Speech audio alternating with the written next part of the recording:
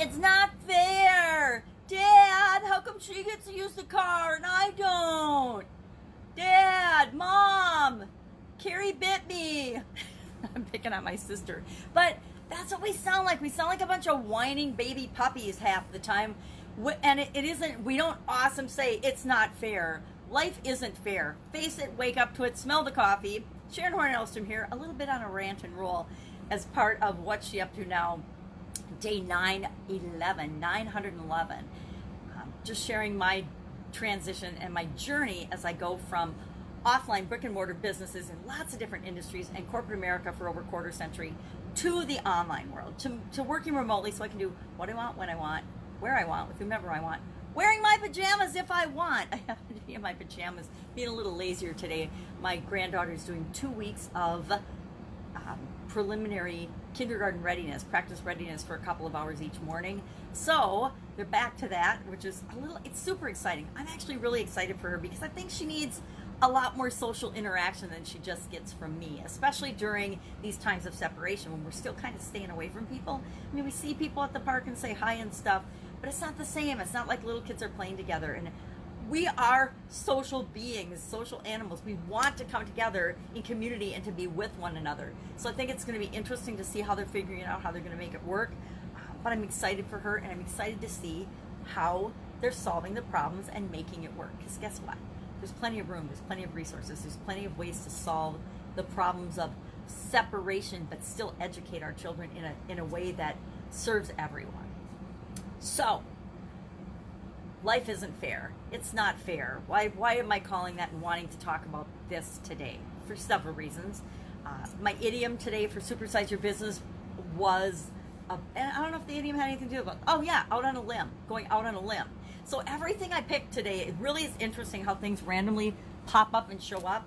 For the 365-day fun challenge today, it was about lending a hand and issues that we care about.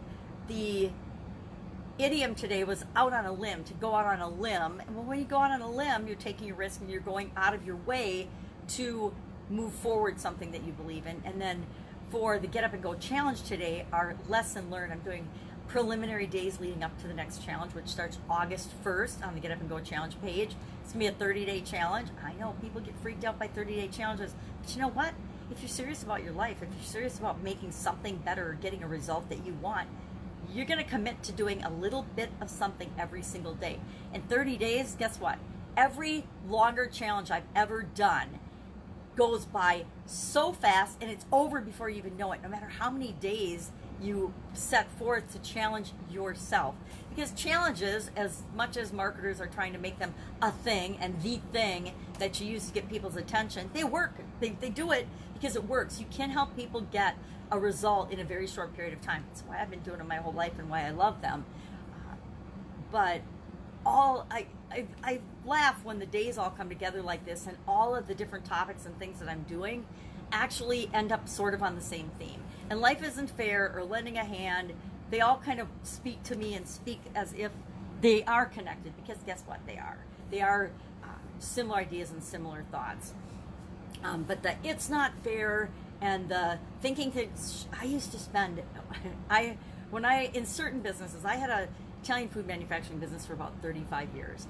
And I noticed certain periods of that during those, when you're in something for a long time, you learn and grow, and then you have periods of stagnation where you get into ruts. Really? Anybody ever get in a rut besides me?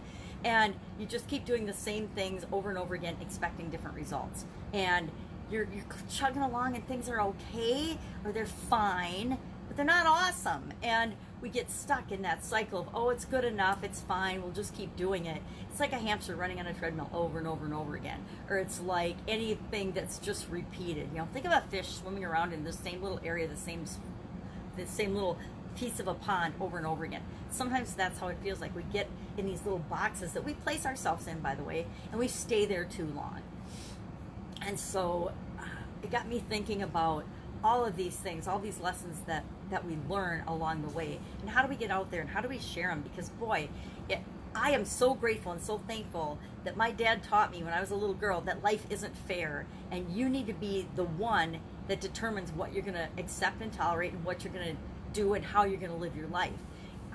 Instead of complaining, and I say bitching and moaning, not out loud very often, but sometimes I say, okay, boy, am I ever bitching and moaning about this? Because I catch myself complaining or whining or thinking, well, why is this the way it is? And here's the real secret. You don't have to accept it. You don't have to participate. Like all families, my family has some drama in it. And I used to have a lot of drama in my life. When I was married, there was lots of drama in my life, and it wasn't always good drama.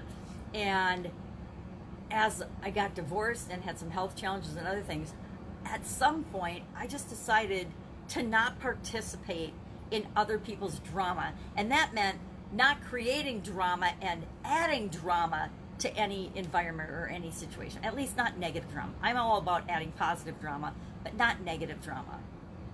And what I found is I could do that. I had the power to say, okay, have fun over there, but I'm not going to participate in that. Have fun with that, but I'm just going to not. It's overall participating in it is going to feel worse to me than if I just step aside and say, not for me, not my, I don't like this saying, but I found myself using it quite often lately. Not my circus, not my monkeys. And I actually had to do that with my kids. You know, as a mom, we tend to want to create and help our kids in ways that maybe isn't really helping them, isn't really serving them, by doing things for them. And I've learned that sometimes I have to remind myself, instead of worrying or fretting or trying to tell them what to do or guide them or coach them, I just have to shut up, listen, and trust, because they're awesome human beings. Trust that they'll figure it out. And if they ask me, I'll give them my thoughts on it, but I won't do it all the time unless they ask, because sometimes we have to figure things out ourselves. Actually, we have to always figure things out ourselves. We think people can tell us the answer, and they can tell us what's worked for them, and we could do that, but it's always up to us to do it. But it's one of those things as a mom, sometimes you have to just step back and say, all right, I love you, I'm here for you, I'll support you in any way I can, but you're going to have to be the one that does this and figures this out and straightens out this area of your life. I don't know what made me think of that. But life isn't fair. Love this. I'd love to know your thoughts on that. Do you think life should be fair? Do you think life is fair? And life, you know, boy, there's so many roads to go down that. But as a whole, my dad was like, you know, this isn't fair. You're going to find situations that you're in that don't feel like it's right or fair. And I guess there's a difference between right and fair, right? We each define everything based on our own experiences. So what is fair to you might be totally different than what I think is fair. What is right to you might be totally different than what I think is right. It's for each of us to define and decide what's correct for us. And I have a little guideline that always tells me if something's right for me or wrong for me. And you can use the same tool. You just ask yourself a question: how does this make me feel? That's how I help myself and my kids and other people make fast decisions. All you have to do is ask yourself, how does this make me feel? How will this make me feel? If I take this action, how will it make me feel? If I tell off my friend for something she did that I think is unfair, how is that going to make me feel? Well, it might short term make me feel better because I blew up and gave somebody my peace of mind and opinion, but chances are it's going to forever affect the friendship. So, do I want to forever negatively impact my friendship and maybe not be a friend with this person anymore because I want to get something off my chest? Or is there another alternative? Is there another way I can approach this situation to deal with it in a way that would get an outcome that would make me feel better? Maybe I'm going to feel worse losing my friend than I will long term, than I will short term telling them and giving them a piece of my mind. We all get the ability, and we all have the ability to make those choices and make those decisions. So what am I working on? Get Up and Go Challenge, 30-day challenge coming up August 1st. I was working on a funnel. I really kind of wasn't working on, okay, I was planning to work on a funnel over the weekend, but I didn't do it, I went to the cabin instead with my youngest sister, and we had a nice peaceful time just getting away and getting bug bites. Boy, I've got bug bites. That's part of why I'm still in my pajamas today. So working on that, helping coaching students with a couple of projects. Oh, that's always going on in the background, which is why I don't talk about it very often. And just moving forward, trying to move myself and the people I love and care about and serve forward through these crazy times in America. Never in my life, and I'm old. I mean, I was around in the 60s and the 80s and through these other, in the, you know, and with 9/11 and all these different trying times, and nothing has felt more personally impactful than what we're going through right now as a country. And there's a lot of reasons and behind the scene things. I think that the future will go back and will know more and look at the situation and of course reanalyze it and say who did what wrong or who did what right or who caused what or everything, and assess blame. And we'll find out that a lot of it was purposefully created and manipulated, because we always do. And then we'll just move forward. But never in my life have I seen a more trying, more crazy, funky time where people are more uncertain and concerned. And a lot of it is being politically motivated and created to make us afraid and fight against each other. Because if you make people afraid and fighting against each other and make themselves the enemy, they will take care of your need for politicians. So everybody will go out and elect people that we think are going to make life fair and take care of us, and we're going to be sadly mistaken. And the politicians that are taking some of these radical stances and they think that the people that they're riling up are going to support them when they're in positions of power are going to be sadly mistaken, because if we learn nothing from history, we all know it repeats itself. So all we have to do is go back and look at history and we know exactly what's going on. Anyway, that's sidetracking, and I am actually spending no time and no energy on that nonsense. I'm slightly paying attention and making sure that I choose not to participate and I stay safe and secure for myself and my family and those I love and care about.